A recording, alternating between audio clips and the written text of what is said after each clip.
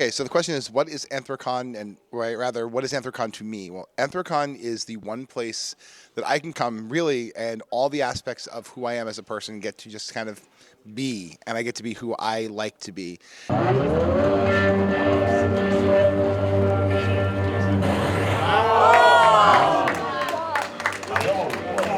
To me, AnthroCon is the place I go once a year to see all of the friends that this is where we are. This is where we hang out. I go get dinner, throw money at artists and people that I didn't even know were going to be here, and really just go to be myself. Excuse me, can I take a picture? I know you're filming, I'm sorry. Find wonderful little stories like this little guy here. I have no idea what I'd do without him in my life.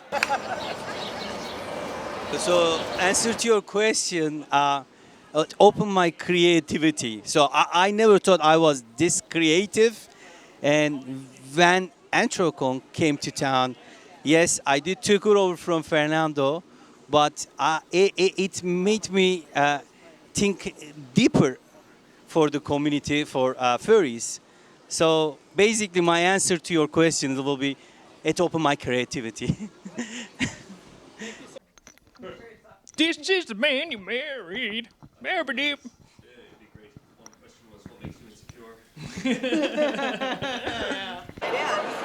And lo and behold, right, like on top of the title on the inside page. Do you want to answer first? I'd be happy to. Thank you.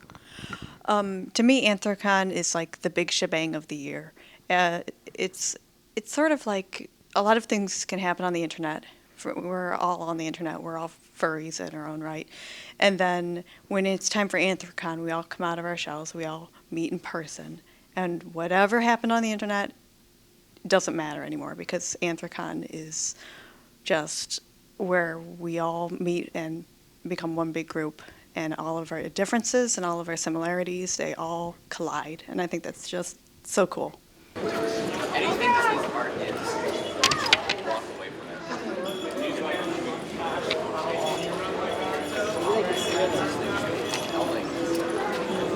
All right, what AnthroCon means to me. It's seriously something very, very cool. When we were first starting out, like I guess from a business standpoint, we started going first to anime conventions and regular comic book conventions, and it was extremely difficult to get any traction for our series. We had an original comic series, but we came to AnthroCon, and people were a lot more receptive to it. They were a lot more open to finding new things and trying out new stuff that they hadn't heard of before.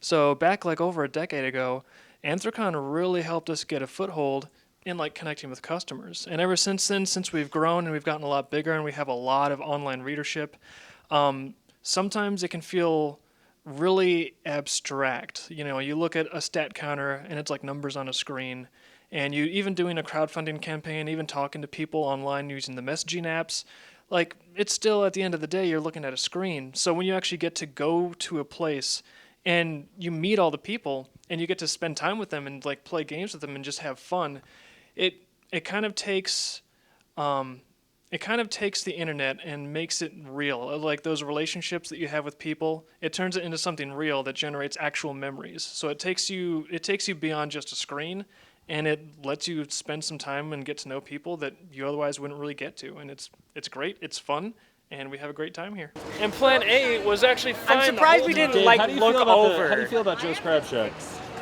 I mean, it's fine, but the newspaper said it was closed, and we were like, oh, our tradition of like a decade is over. What will we do next? And then we come here and like... And it's not. It's not closed. It's not. Literally, we could have looked over and gone. We could have looked over and gone. I blame you for not looking over and gone. I blame you for not telling me to look over and going. I blame you for not telling me for not telling you to look over and going. I blame you for everything. You is the worst letter. Do you want the two? I think that might fit yours too. That's okay. All right.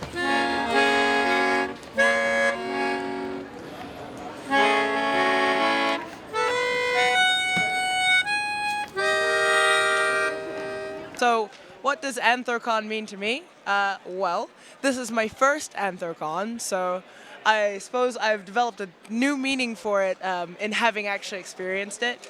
Before, it was, I come from furaffinity.net, and, like, for me, it's a really, you have this picture of all these furries being a thing, and they're uploading photos of their fursuits and, like, all of their pictures of their OCs, etc. And so they sort of become a concept, a ones and zeros, and they're not really there. And like what AnthroCon is a place to actually go see those real people be real people and actually see their fursuits and get to pet their cute little heads and like actually enjoy a part of the culture of being, I guess, furry, and if not furry, furry by extension because you like kimono mimi or whatever. So yeah, I guess that's probably the biggest one for me, is just like it takes it away from the hypothetical internet user base and turns it into a real culture of actual people actually interacting and making friendships and like having wonderful dramas together. Like which is I'm here for that. I'm here for that. I'm here for drama and furry butts. So what AnthroCon means to me, I think the first time I went and saw everyone here like talking to people so openly, even if they didn't know them yet, my thought was, this feels kind of like a family reunion with people that I haven't met yet. And I still think it feels like that years and years later. Every time I come here, I'll meet like old people I've seen at cons that I'm so happy to see again. It feels like I'm seeing like a lost cousin or something. And I'll meet new people that we share interests that I never thought I would share with someone. And yeah, it really means a lot. It's a very welcoming atmosphere. And then I'd say in recent years, I've started doing art more seriously at conventions and doing Dealer's Den. And I've started to feel like it's sort of like a final exam for my skills as an artist. I'm able to push my limits and see just how fast I can draw in a short amount of time and like see what I'm really capable of under pressure. And so it's fun gearing up to that and just really seeing what I can do.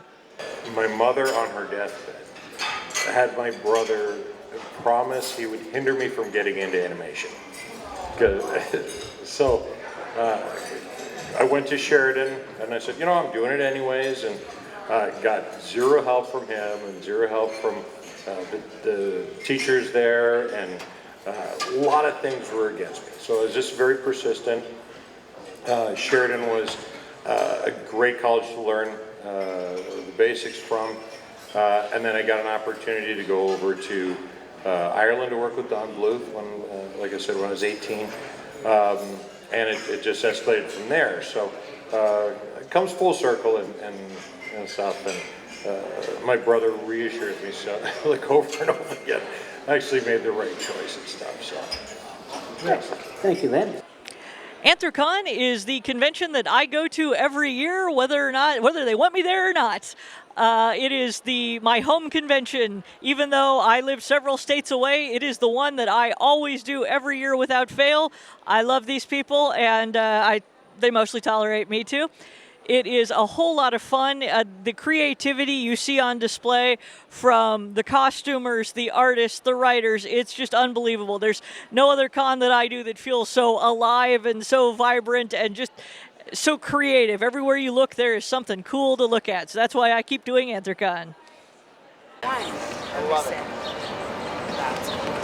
But I think it needs like tattooed on my head. For other people, AnthroCon is that celebration of a family, of oneness, and really just coming together. Down the web, where people think that I know that if I would plan. We have so many different hobbies and interests in things. Angel dragons, otters, tigers, fans of all different types of shows, animation. This is home for so many people. And so what is AnthroCon? It's home.